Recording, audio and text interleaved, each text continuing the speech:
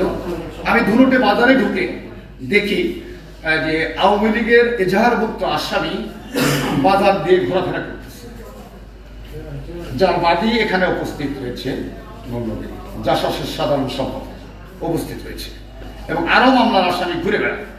আমি এটার প্রতিকার চেয়ে আমি ধুনুটে একটা বিক্ষোভ মিছিল করার জন্য, আওয়ামী লীগ বিরোধী বিক্ষোভ মিছিল করার জন্য আমার ধুনুট উপজেলা বিএনপির সভাপতি, সাধারণ সম্পাদক সহ সকল নেতৃবৃন্দকে আমি আমার পার্টি অফিসে বিনীত অনুরোধ জানাই।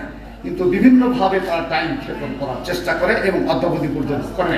আমি এখানে আসার পরে আমি যখন এদেরকে চোখের সামনে দেখতে পাই যে একটা বিতাড়িত সরকারের দোসররা এবং এজাহারভুক্ত আসামি চোখের সামনে দিয়ে ঘুরতেছে, আমি একটা তাৎক্ষণিক মিছিলের জন্য বিকালবেলা একটা সিদ্ধান্ত নিই।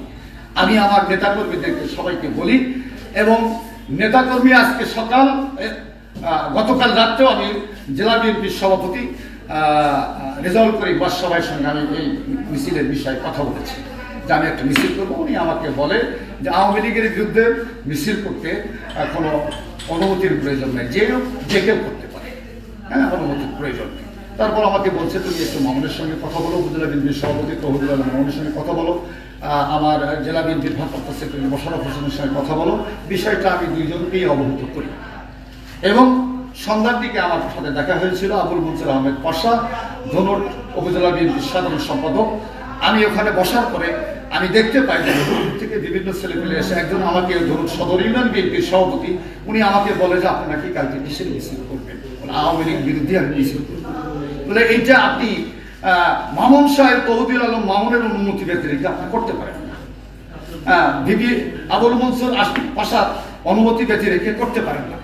এখন দেশে যে অস্থিতিশীল পরিস্থিতি চলতেছে চলমান, সারা দেশে যে যেখানে অবস্থায় আছে এই বিতাড়িত সরকারের বিরুদ্ধে তাৎক্ষণিকভাবে মিছিল মিটিং এটা চলমান। তারপরেও আমি তাদের শরণাপন্ন হয়েছি যে আমাকে মিছিলটা করার অনুমতি দেওয়া হোক। হ্যাঁ, বলছে আমাকে যে দেখি আমরা কথা বলে ব্যবস্থা করি, কিন্তু কি ব্যবস্থা নিয়েছে আমি জানি না। আমি গত রাত্রে যখন বুঝতে পারি যে তারা আমার উপরে হামলা একটা চেষ্টা করবে, তখন আমি ডিএসবি ধনুট উপজেলা বিএনপি ডিএসবি অফিসারকে জানাই, ধনুট থানা ওসি সাহেব মহোদয়কে আমি আমার প্রোটেকশন চাই, ওনাকে বিষয়টা জানাই। এবং আজকে সকাল 9টায় যখন আমি ওখানে উপস্থিত হই, আমার সঙ্গে আমি প্রথম যখন উপস্থিত হই আমার সঙ্গে শতাধিক লোক ছিল। আমি ওখানে উপস্থিত হওয়ার পর একদিক থেকে আমার এই মহিলা নেতৃত্বে 200-র মতো মহিলা আসতেছিল, যাদেরকে টেনে হেসতে পিটিয়ে এখান থেকে বিদায় করে দেওয়া হয়েছে। চতুর্দিক থেকে আমার যখন নেতাকর্মী আসতেছিল, বৃষ্টির মতো লাঠির পিটন, দেশীয় অস্ত্র, লান্দা, কিরিস, সেখানে পাবলিকের প্রতিরোধের মুখে তারা পিছু হতে বাধ্য করে এবং পুলিশের সেখানে আমি এমন কোনো ভূমিকা লক্ষ্য করি নাই।